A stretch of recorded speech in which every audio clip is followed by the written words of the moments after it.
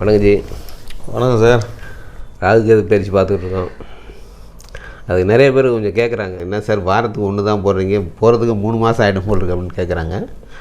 நமக்கு இந்த மகாபாரத தொடர் லேட் ஆகக்கூடாதுங்கிறதுக்காக அது திங்கள் வெள்ளி அதை வச்சுக்கிட்டு புதன்கிழமை மட்டும் நம்ம எக்ஸ்ட்ரா இதை வந்து நம்ம போட்டுக்கிட்டு வரோம். அதனால் வாரத்துக்கு ஒன்று தான் போட முடியுது. ரெண்டாவது அதனுடைய ராகுகேது பயிற்சி 1.5 வருஷம் இருக்குது இல்லையா, ஒரு 3 மாதத்தில் அது முடிஞ்சிடும் அப்படிங்கிறதுக்காக வாரத்தில் ஒன்று போட்டுருக்கோம். மாதத்துக்கு 4 பயிற்சி தான் போடுறோம். போடணுமேங்கிறதுக்காக தான், வேறு ஒன்றும் இல்லை. அதுக்குள்ளே ஏதாவது ஒரு தகவல் உங்களுக்கு சொல்லலாம் அப்படிங்கிறதுக்காக தான் கொஞ்சம் டிலே பண்ணி போட்டுக்கிட்டு இருக்குது. தனுசு லக்னத்து பார்த்துடலாமா? ஆமாம் சார். ஓகே. தனுசு லக்னம் குருவனுடைய ஆட்சி விடுச்சு. இந்த குரு கொஞ்சம் பீம குரு, சாப்பாட்டு பிரியர், விதவிதமாக ரசித்து சாப்பிடக்கூடியவங்க, எங்கே ஃபுட்டு நல்லா இருக்குமோ தேடி போய் சாப்பிடக்கூடியவங்க, அந்த மாதிரியான ஒரு டைப்பு. டீச்சிங் பவர் உடையவங்க, மற்றவங்களுக்கு அடிமையாக இருக்க முடியாது, சுதந்திரமாக செயல்பட நினைக்கக்கூடியவங்களாக இருப்பாங்க. ஒரு காரியத்தை எடுத்தாங்கன்னா வேகமாக முடிக்கணும் அப்படிங்கிற எண்ணம் இருக்கும். நண்பர்கள் அதிகமாக இருக்க மாட்டாங்க, நிரந்தரமான நண்பர்கள் இருக்க மாட்டாங்க. அதனால் என்னன்னு கேட்டிங்கன்னா, அவங்க எடுத்த காரியம் ஒன்றும் வெற்றியில் முடியும், அல்லது அதில் பதலமான தொழிலில் போய் முடிகிற மாதிரியாக இருக்கும். சிக்கலில் மாட்டிக்கக்கூடியவங்களாக இருப்பாங்க. இப்படியாப்பட்டவங்களுக்கு இது வரைக்கும் இந்த ராகு 4ஆம் இடத்துல இருந்தது, கேது 10ஆம் இடத்துல இருந்தது. ரெண்டுமே வந்து சரியில்லாத ஒன்று தான். இப்போ ராகு பயிற்சியாகி 3ஆம் இடத்துக்கு வந்துடுறாரு. கேது பயிற்சியாகி 9ஆம் இடத்துக்கு போயிடுறாரு. ஏற்கனவே சனி 4ஆம் இடத்துக்கு போயிட்டார். குரு மறைஞ்சிருந்த குரு 7ஆம் இடத்துக்கு போயிட்டார். ஆகவே இந்த ராகு கேது பயிற்சி, குரு பயிற்சி, சனி பயிற்சி எல்லாமே இவங்களுக்கு ரொம்ப சூப்பரான ஒரு காலம்னே சொல்லலாம். தடைகள் நீங்கிருச்சு, வெற்றியை நோக்கி பயணம்தான். வாழ்க்கையில் மாற்றங்கள் நிறையா நடக்கக்கூடிய விதமாக இருக்கும். நினைச்சது நடக்கக்கூடியதாக, வெற்றி பெறக்கூடிய விதமாக, புதிய தொழில், புதிய விஷயங்கள் அப்படிங்கிற மாதிரியாக இருக்கும். தொலைதூர பயணங்கள் இருக்கும், மாற்றங்கள் நடக்கும். சிறப்பாக இருக்குது. என்ன வேணும் கேளுங்க. இல்லை, தனுசு லக்னத்துக்கு உண்டான அந்த கல்வி எப்படி இருக்கு? சின்ன பசங்களுக்கு கல்வி நல்லா இருக்குது. இதுக்கு முன்பாக கொஞ்சம் அரியர்ஸ், இப்போ ஒரு காலேஜ் லெவலில் இருக்கிறவங்க கொஞ்சம் அரியர்ஸ் வச்சுருப்பாங்க. அது இந்த வருஷம் கிளியர் பண்ணிடலாம். அடிப்படை கல்வியில் இருக்கிறவங்களுக்கு ஒரு பிரச்சனை இல்லை. +1 +2 இருக்கிறாங்க அப்படின்னு கேட்டிங்கன்னா சிறப்புன்னே கூறலாம். நல்ல மார்க் எடுக்கக்கூடிய விதமாக இந்த ராகு கேது பயிற்சி தனுசு லக்னத்துக்கு அமைஞ்சிருக்கு. வேறு ஜி, அவங்களுடைய தொழில் எப்படி இருக்கும்? வேலையில் இருக்கிறவங்களுடைய நிலைமை என்ன? வேலையில் இருக்கவங்களுக்கு இடம் மாற்றம் உண்டு, தொலைதூர மாற்றம் உண்டு, குறுகிய மாற்றம் உண்டு. வெளிநாடுகள் பயணங்கள் சிறப்பாக இருக்கும். வெளிநாட்டில் வேலை செய்கிறவங்களுக்கு உயர் பதவி கிடைக்கிற மாதிரி ஆகும். புதுசாக வேலையில் செய்கிறவங்களுக்கு நல்ல வாய்ப்பாகவும் அவங்களுக்கு இருக்குது. இந்த ராகு கேது பயிற்சி வரைக்கும் அவங்களுக்கு தடைகள் முதல்ல நீங்கிருக்கு அப்படின்னு சொல்லலாம். வேலை மாற்றங்கள், இடம் மாற்றங்கள், பதவி உயர்வு, இதெல்லாம் வந்து வேலையில் இருக்கிறவங்களும் சரி, தொழில் செய்கிறவங்களுக்கு எடுத்துக்கிட்டானாக்க இது புதிய தொழிலில் ஆரம்பிக்கிற மாதிரியான காலமாக இருக்குது. ஏற்கனவே நடத்திக்கிட்டு இருக்க தொழிலில் ஒரு சிறிய மாற்றங்கள் பண்ணி அவங்க வெற்றி பெறலாம். மூதாதையர்களுடைய வாழ்த்துக்கள் கிடைக்கும், அப்படி இருக்குது. மறைமுகமான எதிரிகள் தோல்வி அடைவாங்க தொழில் ரீதியாக. இது நல்லா இருக்குது. வேறு ஜி, அவருடைய திருமண காலம் எப்படி இருக்குது தனுசு லக்னத்துக்கு? தனுசு லக்னத்துக்கு திருமண காலம் தான் அது நல்லா இருக்குது. குருவனுடைய பார்வை லக்னத்துக்கு இருக்குது. லக்னாதிபதி அவர் தானே, அவருடைய பார்வை லக்னத்துக்கு இருக்குது. அது மட்டும் இல்லாமல் 11ஆம் இடத்துக்கு இருக்குது. விருப்பங்களெல்லாம் நிறைவேற்றக்கூடிய இடத்தையும் குரு பார்க்குறாரு. அதனால் திருமண காலம் தான் அது. தடைப்பட்டு இருக்கிறவங்களுக்கெல்லாம் திருமணம் முடியும். வீடு கட்டுறவங்க வீடு கட்டலாம். அதாவது மூதாதையர்கள் இடத்துல வீடு கட்டலாம், அல்லது பழைய வீடை வந்து நீங்கள் செப்பனிடலாம். ஏன்னா சனி தான் அங்கே பயிற்சியாக இருக்கார். அதனால் வீடு வந்து பழைய வீடை புதுப்பிக்கிறது, பழைய வீட்டிலே திரும்ப ஏதாவது கட்டுறது, அந்த மாதிரி பண்ணலாம். இது நல்லாயிருக்கு. அவங்களுக்கு குழந்தை பாக்கியங்கள் எப்படி இருக்குது? குழந்தை பாக்கியத்துக்கான காலம் இல்லை, இது திருமண காலம்தான். அடுத்த வருஷம் குழந்தை பாக்கியம் நல்லாயிருக்கும். அவங்களுடைய உடல்நிலை எப்படி சார் இருக்கும்? ஆரோக்கியம் நல்லா சாப்பிட்ணும். அவர் சாப்பாட்டை குறைக்கக்கூடாது. இந்த உடம்பை குறைக்கிறேன் அப்படின்லாம் இறங்கக்கூடாது. நல்லா சாப்பிடுங்க, எப்பவும் போல் சாப்பிடுங்க. எதை சாப்பிட்டாலும் உங்களுக்கு செரிக்கும். தனுசு லக்னத்துக்குன்னு ஒரு தனிச்சிறப்பு எதுனாக்கா, இந்த உணவு செரிமான கோளாறு உங்களுக்கு பெரும்பாலும் வராது. நல்லா சாப்பிடணும். கொஞ்சம் நான்வெஜ் பிரியராக இருப்பாங்க பெரும்பாலும். சில பேர் 100ல் ஒரு 10 பேர் கொஞ்சம் வெஜிடேரியன் விரும்பக்கூடியவர்களாக இருப்பாங்க. ஆனால் ஆரோக்கியம் ஒன்றும் குறையில்லை. போன வருஷம்தான் அவங்களுக்கு ஆரோக்கியத்தெல்லாம் பிரச்சனைக்குரியதாக இருந்திருக்கும். வேறு ஷோல்ட்ரு, பேக் பெயின், த்ரோட் சம்மந்தமான பிரச்சனைகள் போன வருஷம்லாம் செஞ்சுருப்பாங்க. இந்த வருஷம் ஒன்றும் இல்லை, ஆரோக்கியம் நல்லா இருக்குது. வேறு என்ன? வீடு வாங்கின சேர்க்கைகள் ஏதாவது? அது சொல்லிட்டேன் நான். வீடு வாங்கலாம், இடம் வாங்கலாம், வீடு கட்டலாம், பழைய வீடை புதுப்பிக்கலாம். அது ஏற்கனவே சொல்லியாச்சு. வாகன பிரியர் தான். வாகனம்லாம் இருக்குது அவங்களுக்கு. இப்போ வாகனம் வாங்குறாங்கன்னா செகண்ட்ஸ் வாகனம் வாங்குறது பெட்ரு. வெளிநாட்டு வாகனங்கள் மேலே கொஞ்சம் விருப்பம் உள்ளவங்க அது வாங்கலாம். அது இருக்குது, நல்லாயிருக்கு. ஓகே, அப்போ உங்களுக்கு எல்லாமே நல்லா தான் இருக்குது. சூப்பராக இருக்குது. தனுசு லக்னம் நல்லாவே இருக்குது. இவங்களுக்கு உண்டான ஏதாவது ஆலோசனைகள் சார்? இதை அப்படியே மெயின்டைன் பண்ண வேண்டியது தானே இவங்க அப்படியே மெயின்டைன் பண்ண வேண்டியது தாங்க. அந்த இடத்த பொறுத்த வரைக்கும் ரொம்ப பெஸ்ட்டு. இதை விட அடுத்த வருஷம் தான் பெஸ்ட்டு. இன்னும் ரொம்ப நல்லாயிருக்கு. அதுக்கப்புறம் ராகுகேது பயிற்சியாக அதுவும் பெஸ்ட்டு. 2-8க்கு போயிடுறதுங்கிறது அது ஒரு விதத்தில் பெஸ்ட்டு தான் உங்களுக்கு. விபரீதமான ராஜயோகத்தை கொடுக்கும், விபரீதமான பண வரவுகளை கொடுக்கும். அது ஒரு 6 மாதத்துக்கு இருக்குது. அடுத்த வருஷம் பயிற்சிக்கு பிறகு சிறப்பு. அடுத்து 3 வருஷத்துக்கு தனுசை பொறுத்த வரைக்கும் 3 வருஷத்துக்கு ரொம்ப டாப் பொசிஷன் தான். இங்கேருந்து தனுசு லக்னத்தை பொறுத்த வரைக்கும் கரெக்டாக அவங்க பயன்படுத்திக்கிட்டாங்கன்னா சூப்பர் பீரியட். ஓகே. இந்த கிரகங்களோட பயிற்சிகள் இருக்குல்ல? ஆமாஜி. இந்த கிரகங்களோட பயிற்சிக்கும் இந்த இயற்கை சீற்றங்கள், ஆமாம், புயல், கடுமையான மழை, கடுமையான வெயில், இல்லை கடுமையான காற்று, இதுக்கு ஏதாவது தொடர்புகள் இருக்கா? நிச்சயமாக உண்டு ஜி, ரொம்ப தொடர்பு உண்டு அவங்களுக்கு. இப்போ இந்த ராசிகள்லாம் ஒரு 12 ராசிகள் கொடுத்துருக்காங்க இல்லைங்களா? மேசத்துலேருந்து ரிஷபம், மிதுனம், கடகம், சிம்மம், கன்னி, துலாம், விருச்சிகம், தனுசு, மகரம், கும்பம், மீனன்னு கொடுத்துருக்காங்க இல்லைங்களா? இந்த ஒவ்வொரு ராசியினுடைய இடமும் ஒவ்வொரு தன்மையுடையது. நீர் ராசி, நிலராசி, காற்று ராசின்னு இங்கே பிரித்து கொடுத்துருக்காங்க. இப்போ நீர் ராசின்னு சொல்லக்கூடிய இடங்கள்லாம் உங்களுக்கு கடகம், விருச்சிகம், மீனம், இந்த இடங்களே ஜலராசின்னே பேர். அப்போ இந்த இடத்துக்கு ஒரு நீர் கிரகம் வருதுன்னு வச்சுங்க. இப்போ சனி கிரகம் ஒரு நீர் கிரகம் இந்த ராசிக்கு வருது அப்படின்னாவே அந்த வருடங்கள் மழை உலகெங்கும் வழக்கத்தை விட அதிகமாக மாறும். நீங்கள் ஒவ்வொரு 10 ஆண்டுகளையும் நீங்கள் எடுத்து நீங்கள் சோதிச்சு பார்த்தீங்கன்னா குறிப்பிட்ட அந்த 10 ஆண்டுகளில் ஒரு வருடம் மழை மிக அதிகமான மழை பெய்யும். பார்த்துருப்பீங்க. 2015 பார்த்துருப்போம், 2025 நடந்துக்கிட்டு இருக்கு, அடுத்து 2035 கடத்துக்கு போயிடும். ஒவ்வொரு 10 ஆண்டுகளையும் இந்த ஜலராசிக்கு இது போகும். அதே மாதிரி இந்த கிரகங்களுடைய சேர்க்கைகளும் அல்லது தள்ளி போகுது. இப்போ குரு இருக்குது பாருங்கள், குரு ஒரு மேஜர் பிளானட், ராகுகேது ஒரு நேர்கோடு நிழல் கிரகம்னு சொல்லுவோம். இப்போ இவங்கெல்லாம் ஒரு காம்பினேஷனில் ஒரு இடத்துல சேர்றாங்க அப்படின்னா ஒரு டிஸ்டர்பன்ஸ் ஆகுதுல்ல பூமி உங்களுக்கு. அந்த ராசியினுடைய தன்மை, அந்த ராசியில் பயணிக்கிறது, கிரகங்கள் ஒவ்வொரு தன்மையுடைய கிரகங்கள் சேர்றது விலகிறது, இதன் மூலமாக இங்கே இயற்கை மாற்றங்கள் நிறைய நடக்கும். நீங்கள் இந்த வருஷம் வழக்கத்தை விட அதிகமான மழையை பார்க்கலாம். ஜலராசிக்கு சனி வந்துட்டார். அடுத்த வருஷமும் உண்டு. 2015 பார்த்தோம், 2016 பார்த்தோம் மழை.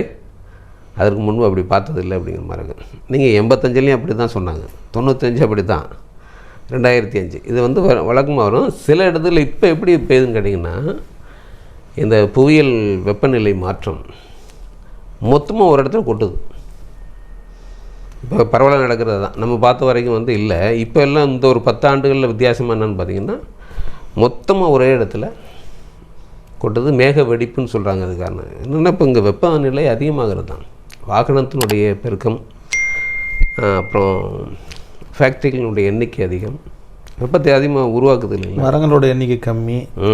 மரங்களெல்லாம் அழிச்சிட்டு தானே நம்ம பண்ணுறோம். அப்போ அதெல்லாம் எங்கே போகும்?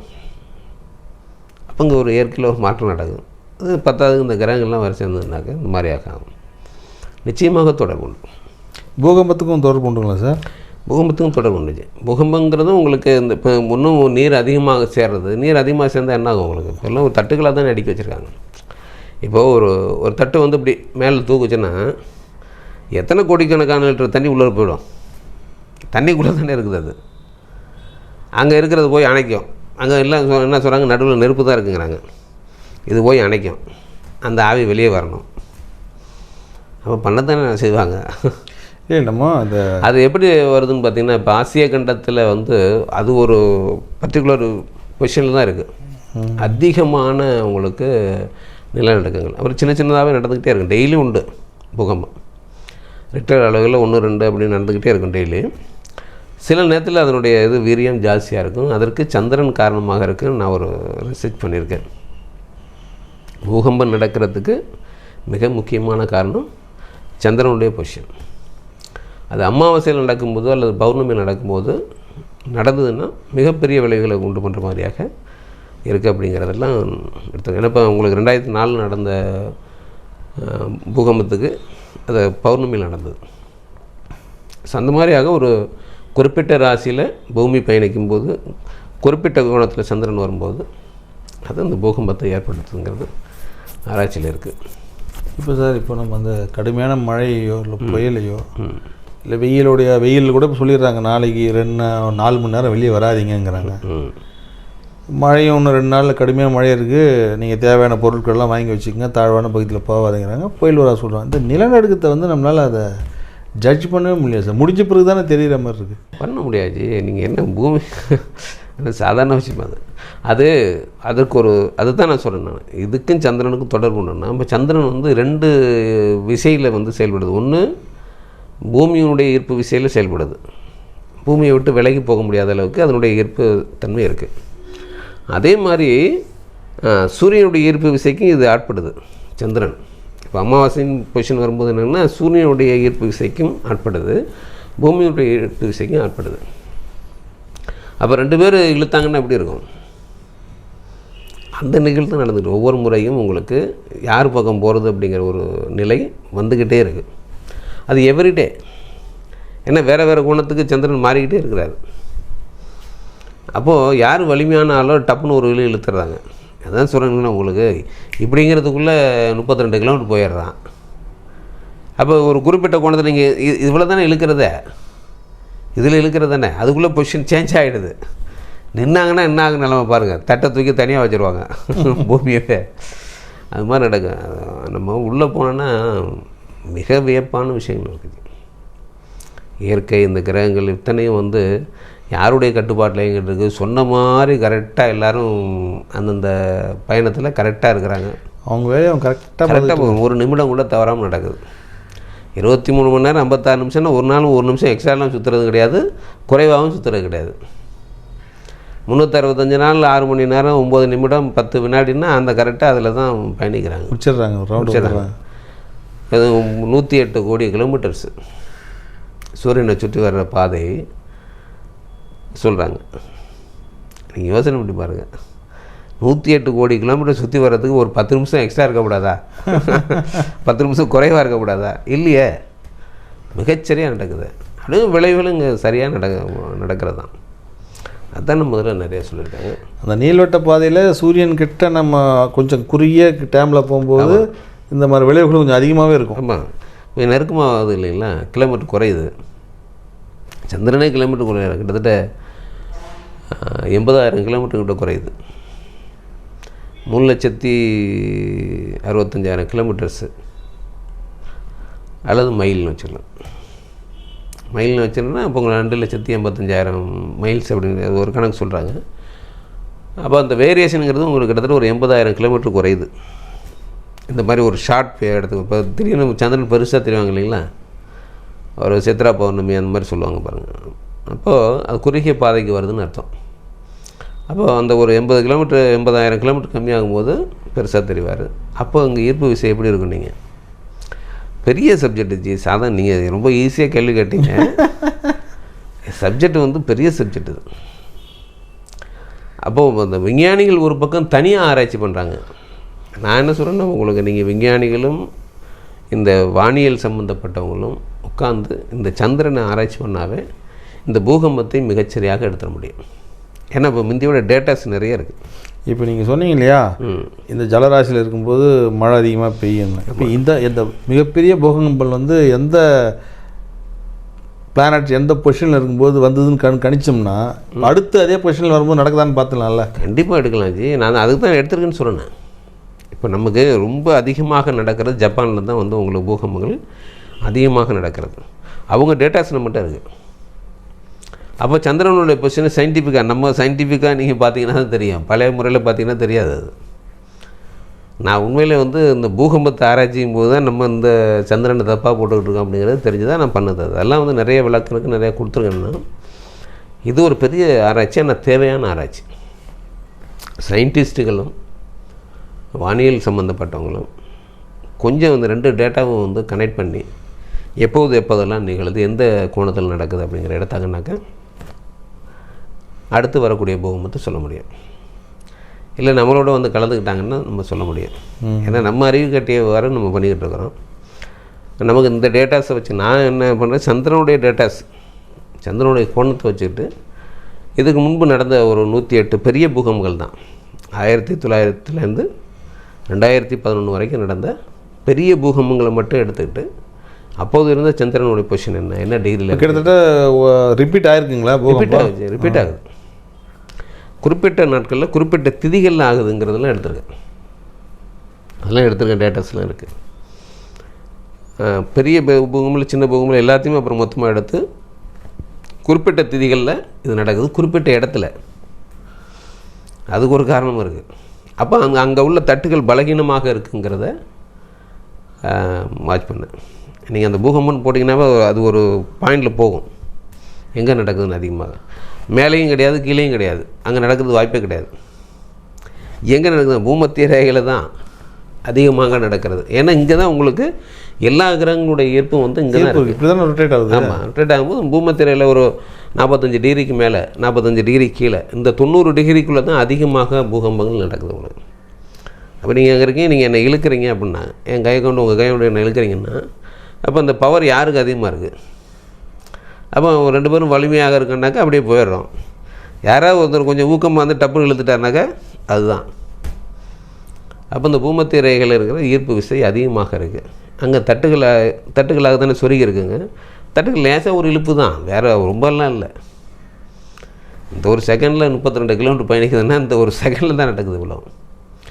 அப்புறம் அது அசம்பிளி ஆகிறதுக்கு தான் பல தடவை மோதுது.